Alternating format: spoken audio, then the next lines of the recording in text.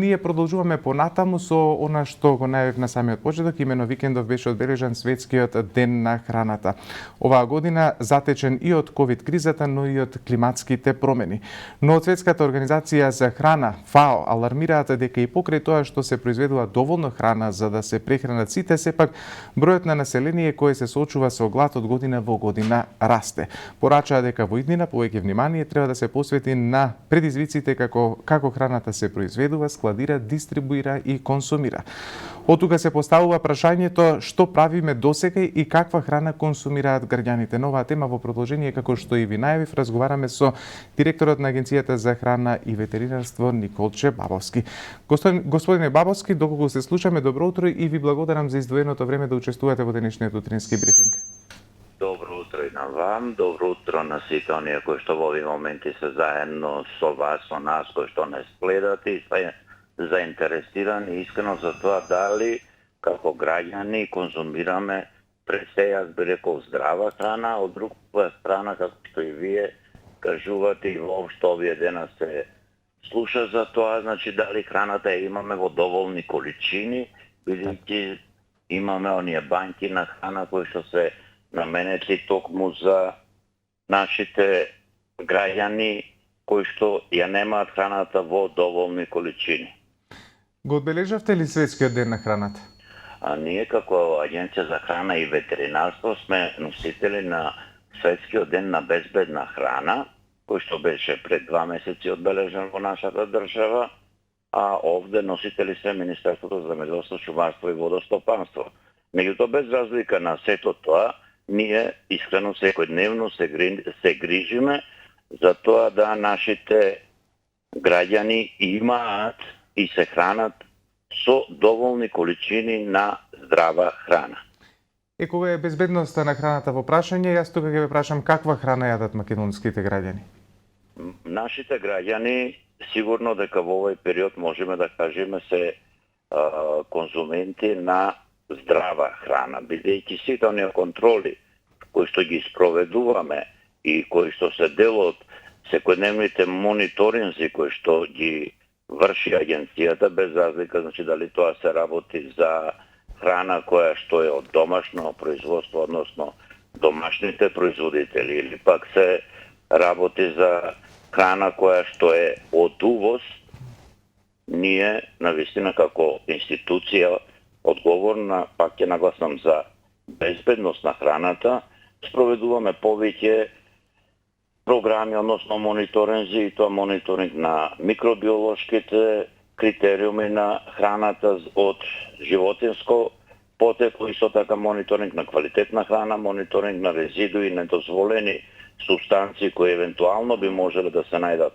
во храната и исто така една специфична област, значи мониторинг на храна во која што е офатена посебната програма за контрола и превентива на одредени физички, хемиски и биолошки опасности во определени видови или категории на храна. Господин Бабовски, колку контроли, можете ли да кажете точна бројка, колку контроли се прават на годишно ниво кога е храната и безбедноста во прашање? Во зависност од тоа, значи, за што точно се работи, ние спроведуваме, би рекол, не голем, него огромен број на контроли кои што се наменети чисто, значи, за следење на она што е како, да речем, основа за понатамошните активности на храната, дистрибуција и конзумирање на храна, при што во изминатиот период имаме, значи, редовни контроли кои што се извршени се околу 6200 контроли, тоа се од оние редовни предвидени како контролни или посебни видови на контроли, тоа се преку 1000 контроли и негде имаме скоро 5000 вонредни контроли, односно контроли кои што доаѓаат по сомнеш или контроли кои што ги вршиме во однос на одредени представки кои што се направени, односно доставени, до Агенцијата за храна и ветеринарство. Доколку откриете недоследности, како се постапува понатаму? Значи, во однос на тоа, ако имаме одредени недоследности кои што ќе се појават во оние примероци кои што се контролираат на храна, се носат одредени мерки, односно се носи соодветни решенија. Тука имаме скоро 1500 такви решенија донесено во текот на изминатиот период од оваа година. Се врши, односно задолжителна едукација на пред се операторите кои што се задолжени со оваа храна. Исто така покренати се и одредени финансиски импликации, односно се издадени прекршачни налози, негде 88 такви имаме и исто имаме поднесени прекршачни пријави, значи кои што натаму се процесираат во редовните судови и поднесени исто така и 2 кривични пријави. Во зависност, значи, од тоа што е најдено како недостаток или недоследност која што се јавува во тие контроли пред се на квалитетот, значи на самата храна, ние соодветно постапуваме и она што јас стално го велам, значи финансискиот дел е најмалку битен. Најбитно е тоа што доколку најде таква храна кај одреден производител или одреден оператор кој што ја има таа храна и ја дистрибуира на пазарот, доколку ние тоа успешно го работиме, морам да кажам, заедно и со операторите во еден дел, таа храна се уништи. Бидејќи тука, верувајте, економската загуба на операторот е навистина доста голема. Така да во текот на изминатава година поништена храна од страна на инспекторите негде околу 15.300 килограми, а што се однесува па храна која што исто така е повлечена од пазарот, значи како небезбеден производ, а и ја уништиле самите оператори на ова храна се негде околу 22.830 килограми. Господине Бабовски, овдека морам да ве прашам, ги контролирате ли зелените пазари? Ги исполнуваат ли хигиенските стандарди за продажба на храна која секако завршува на трпезите на граѓаните?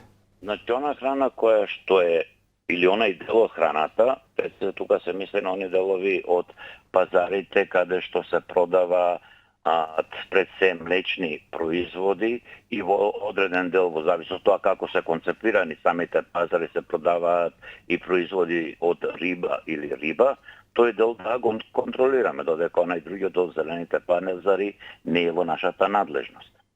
Така. Начело сте на Агенцијата за храна и ветеринарство речиси 1 година. Каква е вашата стратегија во спроведувањето на контрола на храната? При спроведувањето на контрола на храна, значи ние се трудиме она што е зацртано со годишните програми и со годишниот мониторинг, значи максимално да го спроведиме со тоа што, само како еден пример ќе наведам, во текот на летниот период имавме засилени контроли, значи наши тимови кои што беа во туристичките места и самото присуство на контролите, бидејќи да се разбериме, одма се шири гласот, самото присуство на лице место на контролите доведе до тоа да немаме некои поголеми сериозни нарушувања пред се на здравјето на граѓаните. Значи тука мислам на труење со храна, така да се она што го работиме е во функција на граѓаните и да бидат сигурни и безбедни дека конзумираат здрава храна. Без разлика дали е тоа храна која што ќе набават во маркетите, значи или супермаркетите, дали е тоа храна која ќе биде послужена во некој угостителски објект или ќе добијат храна за жалото на ланец на по мене сепак нездрава исхрана по здравјето на граѓаните, тоа не е фаст фуд пунктови низ населените места. Така. Со оглед на пораката од ФАО дека и покрај тоа што се произведува доволно храна на светско ниво, сепак 811 милиони луѓе се соочуваат со глад. Тука ќе ја поврзам оваа работа со вас, бидејќи на оваа позиција декември минатата година дојдовте од функцијата директор на Агенцијата за финансиска поддршка на земјоделство и рурален развој. Оценејќи го вашето искуство, би сакал да ве прашам каква е состојбата во земјоделскиот сектор во земјава, колку храна произведуваат македонските земјоделци? Точните податоци искрено во овој момент не би можел да ви кажам, меѓутоа она што можеме еве како пример да го земам, значи ние задоволуваме најголем дел од собствените потреби, пред се она пред малку што разговаравме значи за зелените пазари, односно производите од земјоделство, што за жал поради економската ситуација и кај нас па и секаде во светот еден голем дел од граѓаните или еден добар дел барем не добиваат она количина на потребна и квалитетна храна, значи кој што ги содржи сите потребни нутритивни вредности за еден здрав оброк. А од друга страна, еве, кога зборуваме конкретно значи за самата состојба, како еден пример ќе кажам кој што е добар за државата во овој момент и трендот на растање на производството на свинско свежо месо, апсолутно ги задоволуваме нашите потреби. За жал, другиот дел, она разлика која што недостатува, ја имаме од увоз. Исто така, знаете дека сме големи, барем за наши рамки, големи извозници на јагнешко месо. Господине Бабовски, ви благодарам за денешното учество во утрински брифинг. Секако продолжуваме и остануваме и понатаму во соработка за сите овие содржини кои што секако се од интерес и за граѓаните и за нашите гледачи. Ви благодарам уште еднаш. Ви благодарам, апсолутно големо задоволство се соработува со вас утрински брифинг и би порачал на секој еден од нас, значи да конзумираме здрава, нутритивна храна и никако да не дозволиме вишокот на храна да се појавува и фрла, бидејќи има луѓе кои што гладуваат. Така, ево оваа порака нека го означи и крајот на денешниот разговор. Ви благодарам уште еднаш.